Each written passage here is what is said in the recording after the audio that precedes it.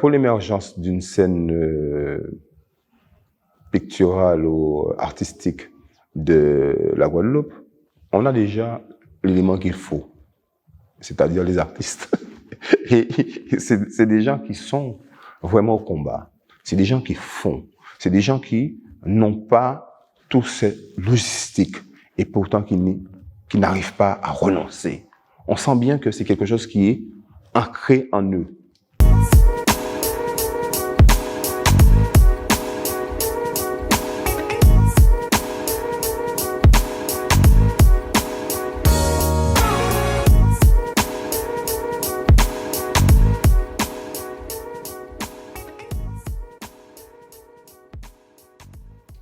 Mais pour aller plus vite, il faudrait un coup de main. Un coup de main dans les infrastructures. Mais je crois que, je ne sais pas comment le dire, des gens voyagent. Des gens se rendent compte de ce qu'il y a. Et si nous croyons vraiment à la peinture, il faudrait leur donner ces infrastructures. Ces infrastructures, c'est des lieux, mais des lieux aménagés avec des cimaises, de la lumière qu'il faut.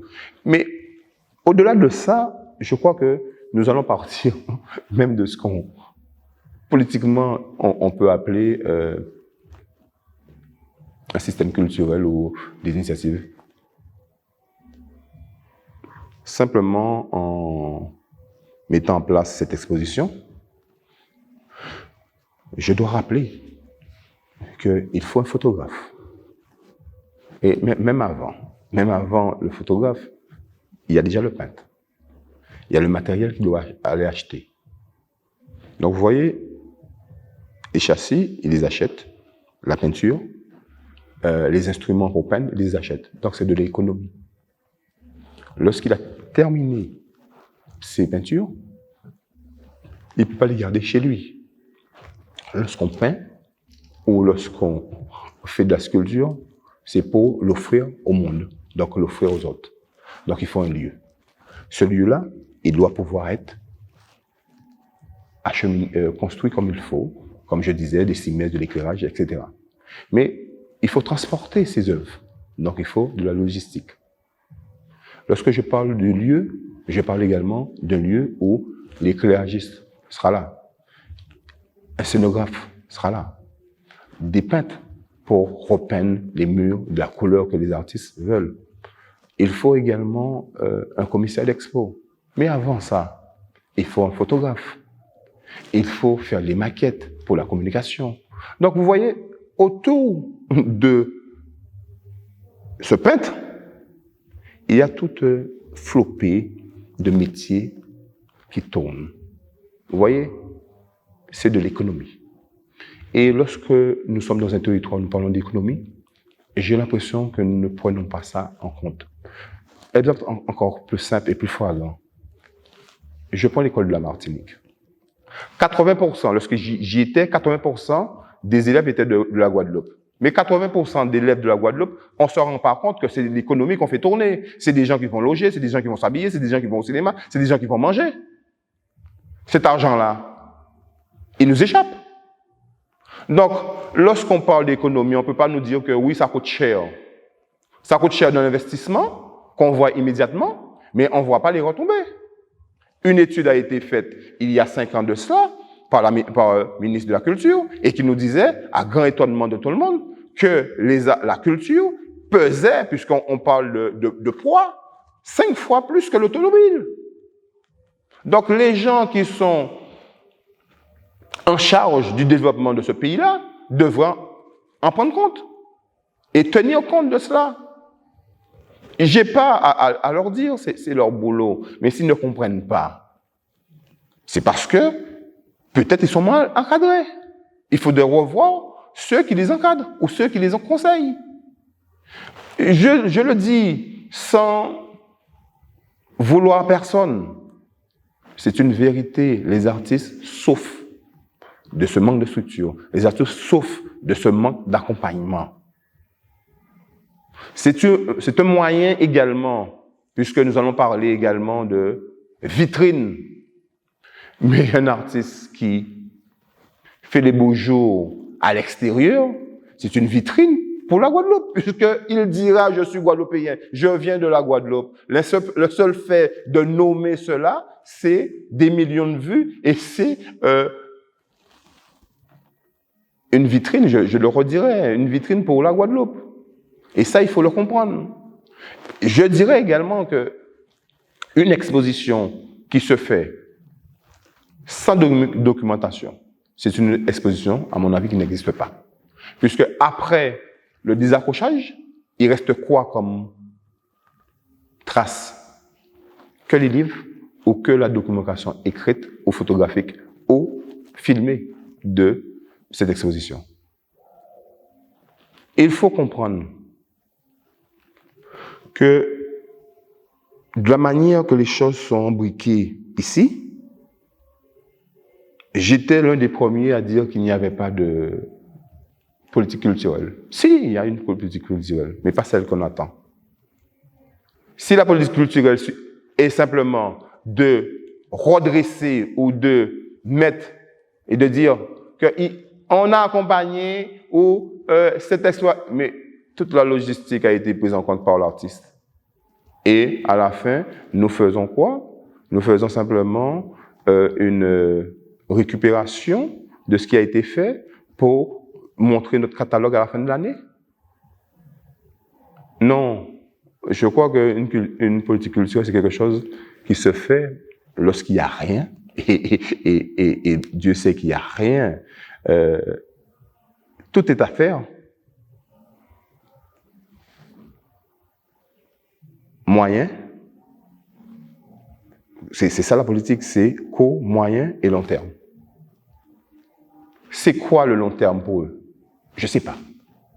Le long terme pour l'artiste, je sais. Moi, ce qui m'importe, c'est ne pas simplement peindre pour la Guadeloupe, c'est que, à ma mort, mes œuvres puissent parler pour moi. C'est ça mon but. Mon but, c'est de survivre par mes œuvres et de survivre dans le cœur des hommes. J'ai cette prétention-là. Je me demande quelle est la prétention de nos dirigeants. Non, c'est une question que je pose. Autre chose, lorsque quelque chose est acquis, je parle de choses acquises, c'est-à-dire, il y a un concert ici, eh bien, on aura plus de 100 Guadeloupéens. C'est de l'acquis. C'est le vélo actuellement, cause de la Guadeloupe. On aura sur les routes pas mal de Guadeloupéens. C'est de l'acquis. Football, c'est de l'acquis. Il faudrait mettre de l'argent, et ça, c'est ça la culture, le travail culturel. De mettre de l'acquis, de mettre de l'argent où c'est pas acquis. De faire remonter ce que les gens n'ont pas l'habitude de voir. De faire prendre conscience aux gens, au peuple, que ça, c'est possible. Nous aussi, nous pouvons donner cette acquisition aux gens, cet espace aux gens, l'offrir aux gens. C'est ça.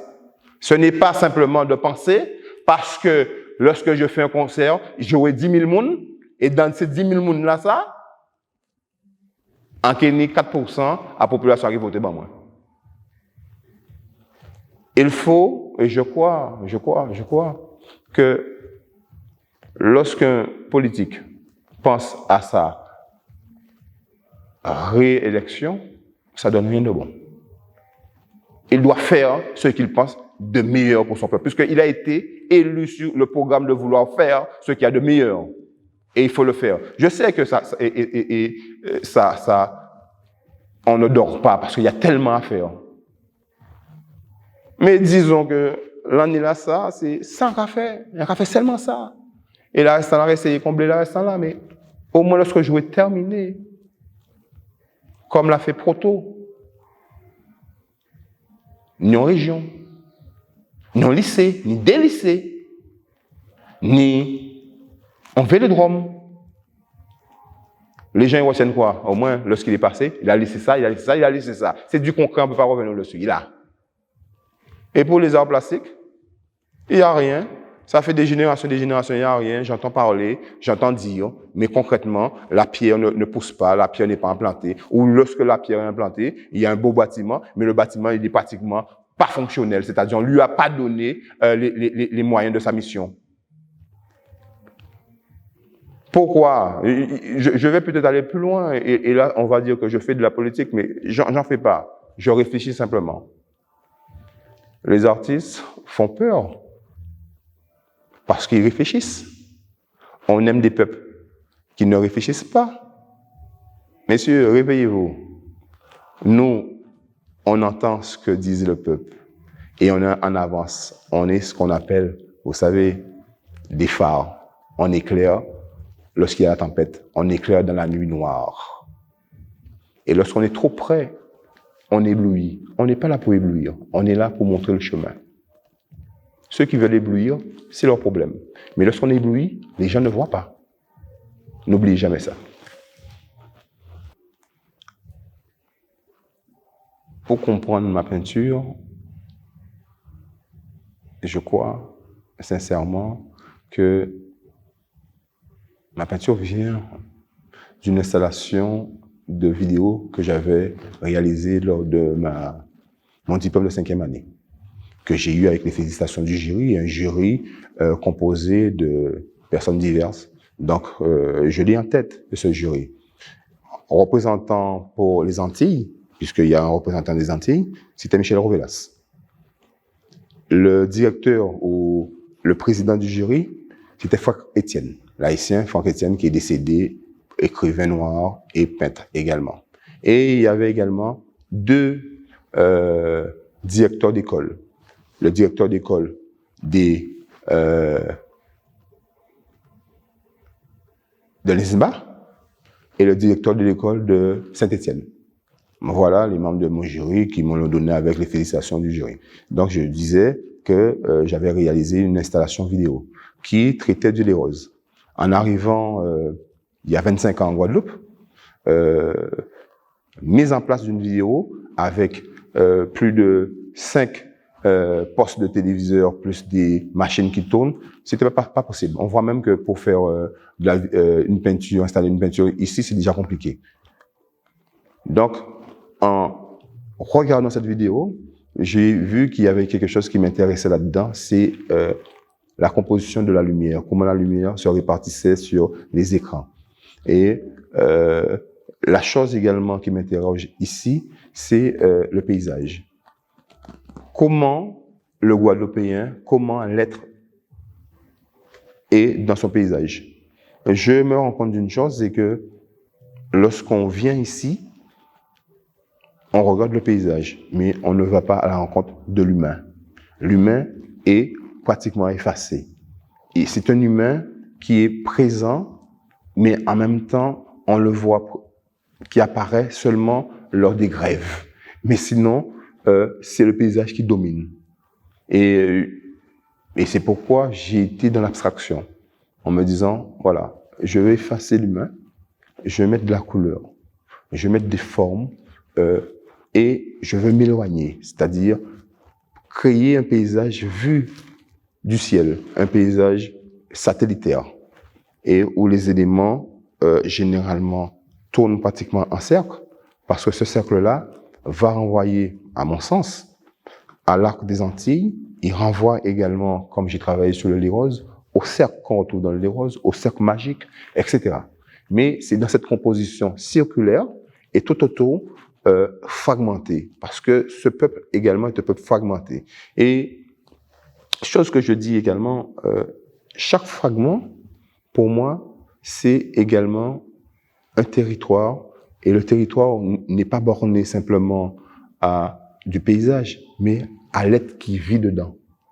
Je suis un paysage à moi-même, parce que je suis un territoire, et les différents territoires se rencontrent. Donc, c'est ma façon de composer, ma façon de voir les choses. Maintenant, de fur et à mesure, je fais entrer de la figuration dedans.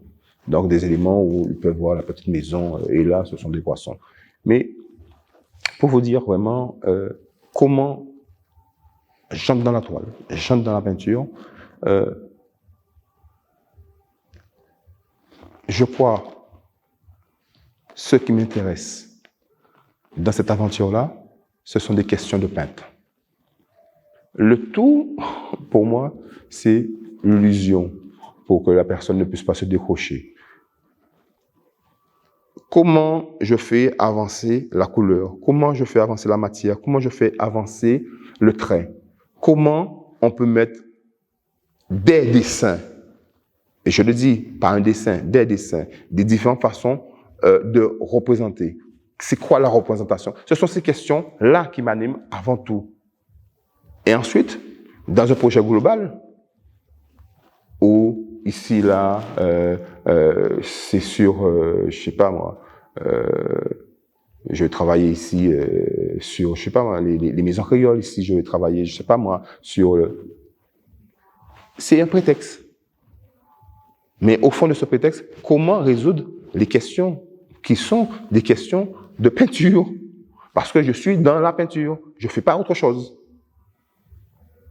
On pourrait me dire, oui, mais la globalité de la chose peut entrer... Oui, je sais bien que si, lorsque je fais 10 toiles, les 10 toiles sur le même thème, je veux travailler ce thème-là, renvoyer à quoi va me renvoyer le thème, etc. Qu'est-ce que l'histoire de l'art, comment ils l'ont traité avant dans l'histoire de l'art. Il y a toute cette recherche-là en amont qui sera faite.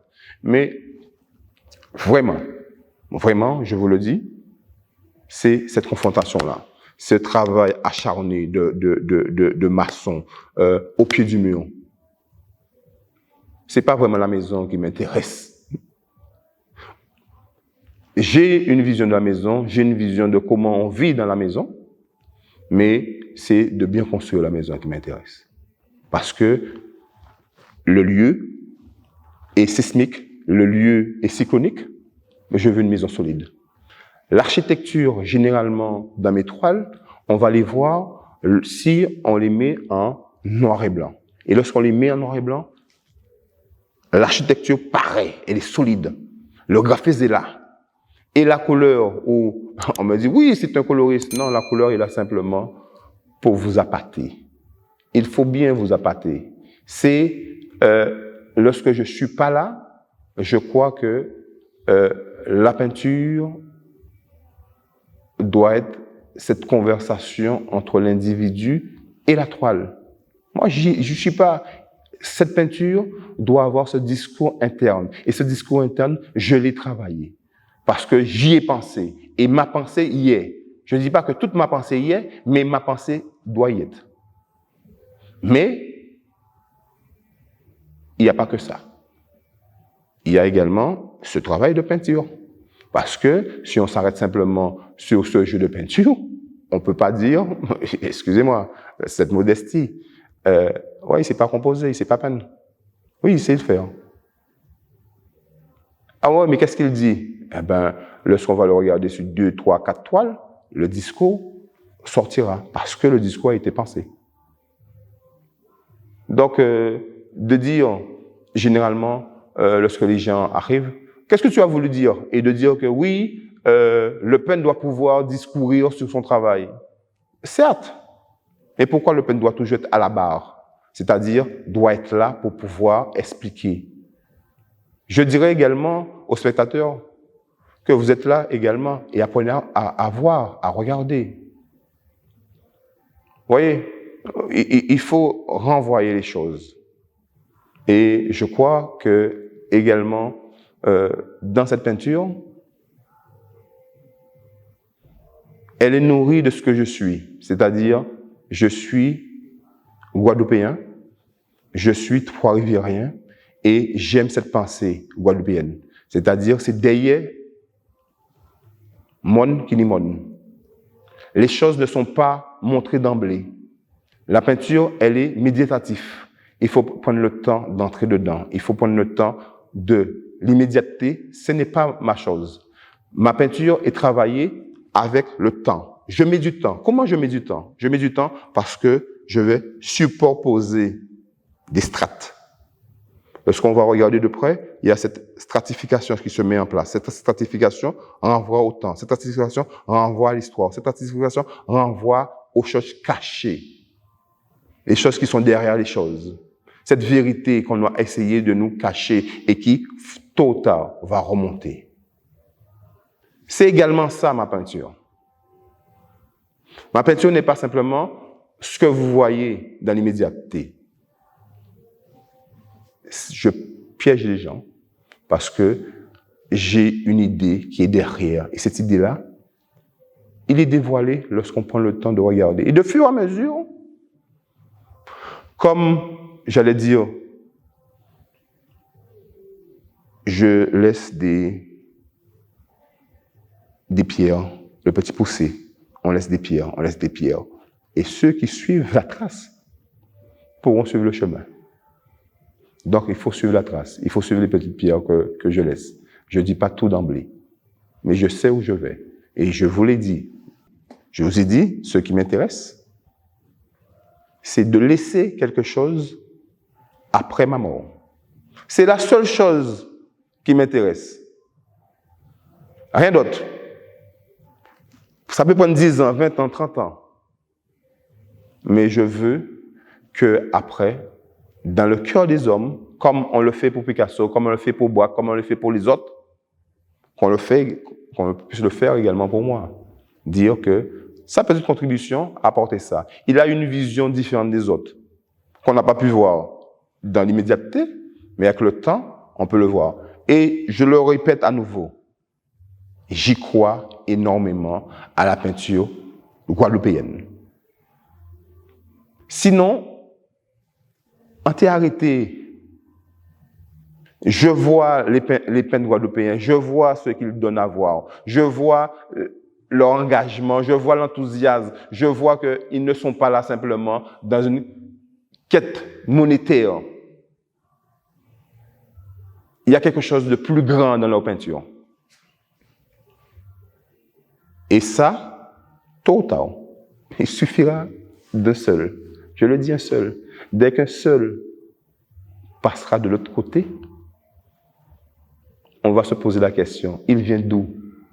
Et lorsqu'on regardera, on verra que derrière lui, vous voyez les petites pierres? Oui, cette pierre-là, et lorsqu'on fera le chemin inverse, on verra qu'il y a tout un peuple, toute une flopée d'artistes aussi talentueux qui attendent le heure de gloire. Voilà. Je dirais à mes confrères artistes, vous voyez, je vais reprendre petit à petit l'oiseau fait son nid.